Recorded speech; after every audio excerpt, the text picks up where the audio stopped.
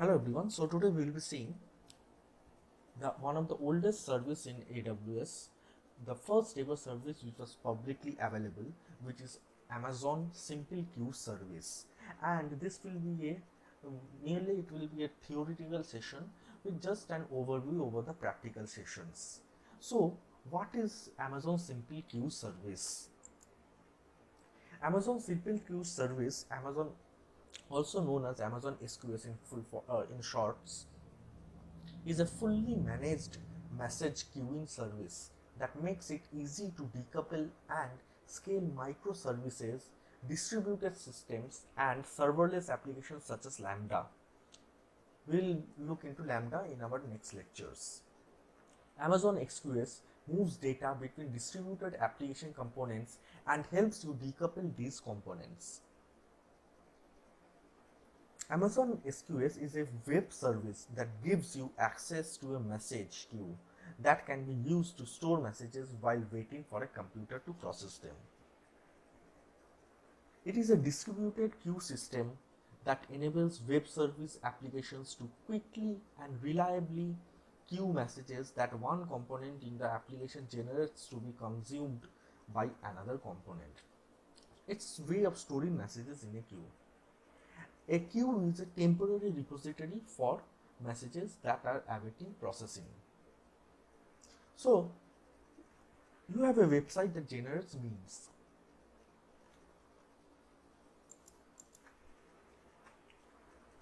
And you uploaded a photo which is stored in S3.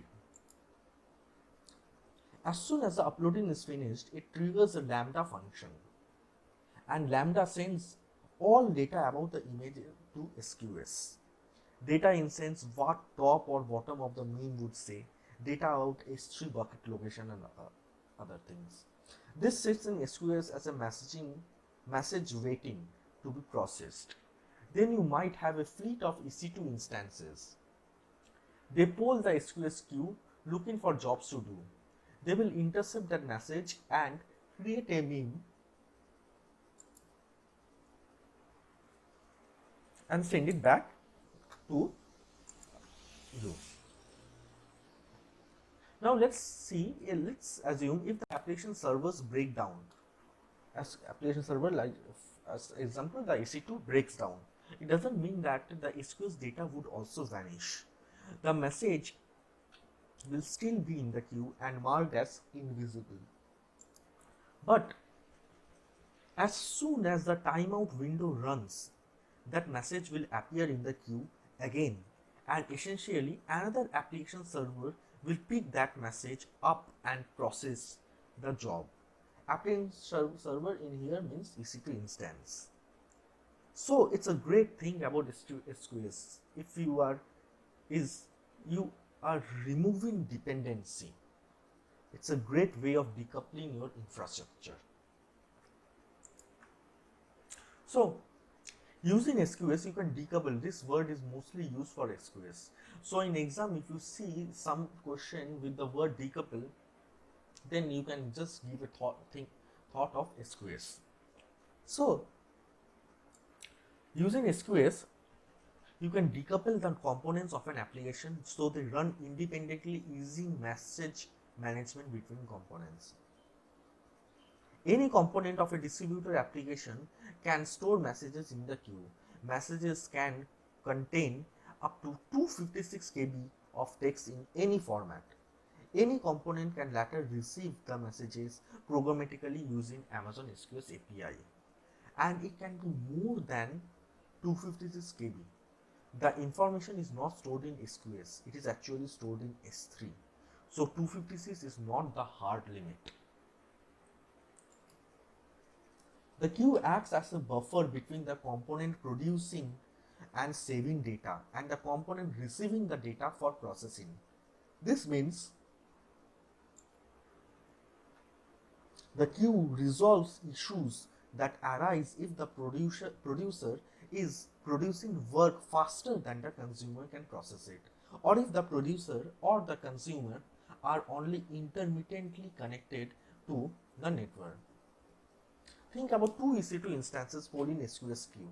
If SQS gets much more messages then we can configure auto scaling groups to monitor the SQS queue. And if it goes over a certain number of messages, you can start provisioning additional EC2 instances to process the messages in that queue. So there are two types of queue types, SQS queue types. One is a standard queue, which is a default, and the other one is a FIFO queue. Let's go one by one. What is standard queue? SQS offers standard as a default queue type, as I told earlier. A standard queue lets you have a nearly unlimited number of transactions per second. Standard queues guarantee that a message is delivered at least once. However, occasionally, because of the highly distributed architecture that allows high throughput, more than one copy of a message might be delivered out of order. Standard queues provide best effort ordering, which ensures that messages are generally delivered in the same order as they are sent. This is not guaranteed with the standard queues. Your application needs to cope up with two things: messages delivered out of order, that's one, and the second one is multiple copies of same message being delivered twice. If your application cannot cope with it, then we need to look at FIFO queues. So you can see here, this is the way your standard queue works. This sends data between applications when the throughput is important. Decouple live user requests from an intensive background work. Let users upload media while resizing or encoding. Allocate tasks to multiple worker nodes. Process a high number of credit card validation requests. Batch messages for future processing. Schedule multiple entries to be added.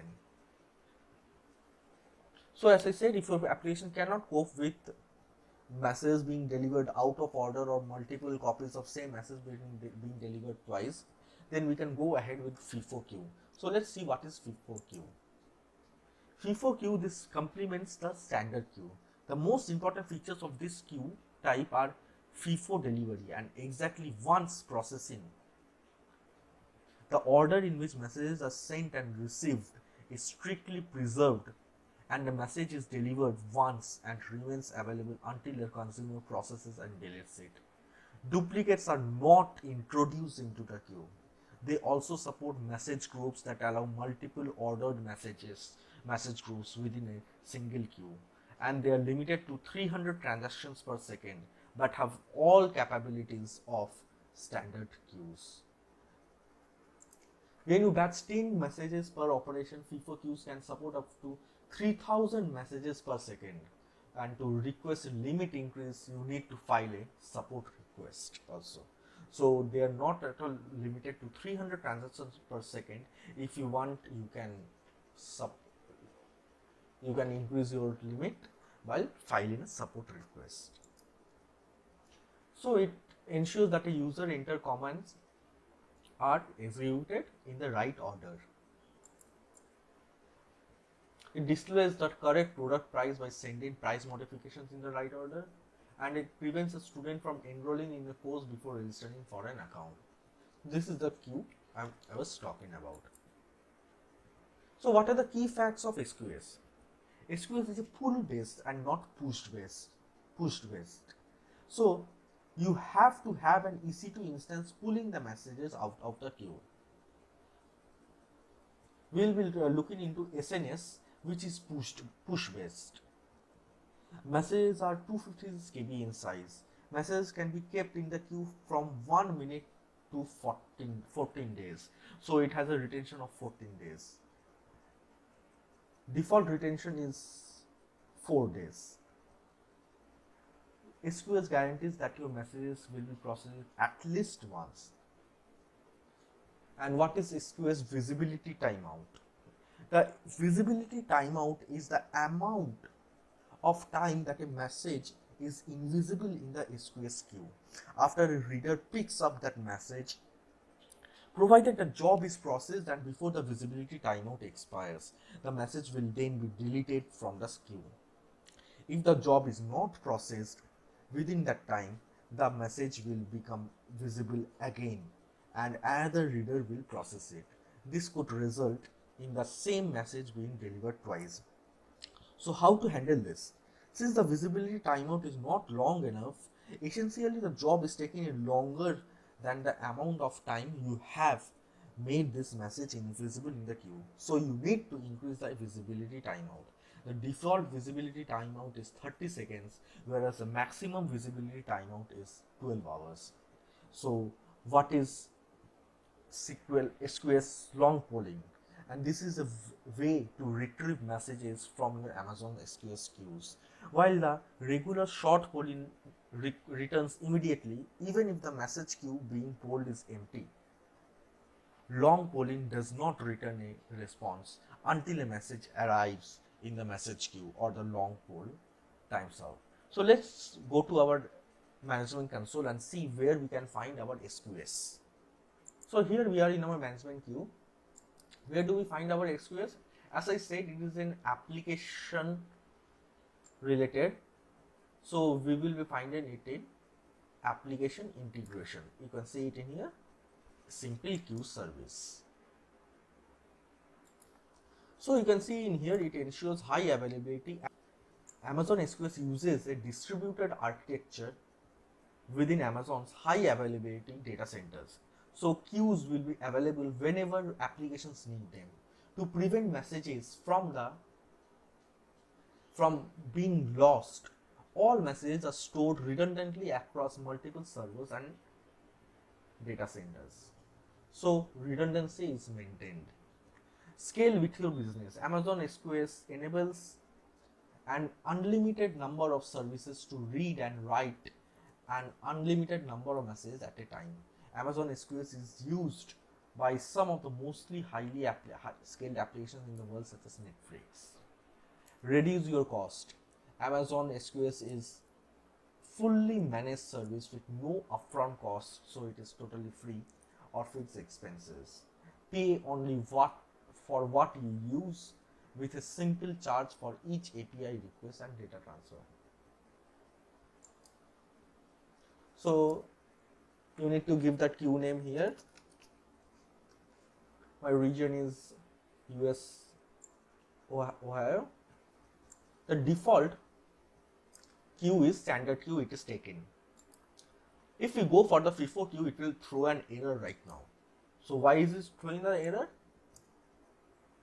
Your queue name infra contains invalid characters. A FIFO queue name must end with the .FIFO suffix. So you need to put in here .FIFO. So if you have put in .FIFO, then you can go ahead and create. So let's configure the queue. You can go ahead with the default visibility timeout, which I said earlier as 30 seconds. The message retention period is 4 days, which I said that the maximum you can take up to 14 days. The message size will be within 1 and 256 KB. Delivery delay and all, you can, if you want, you can put in here, and then you can go ahead and configure your queue. So currently my queue is configured. Thanks a lot for watching this video. Please do like, subscribe and share. Thanks a lot.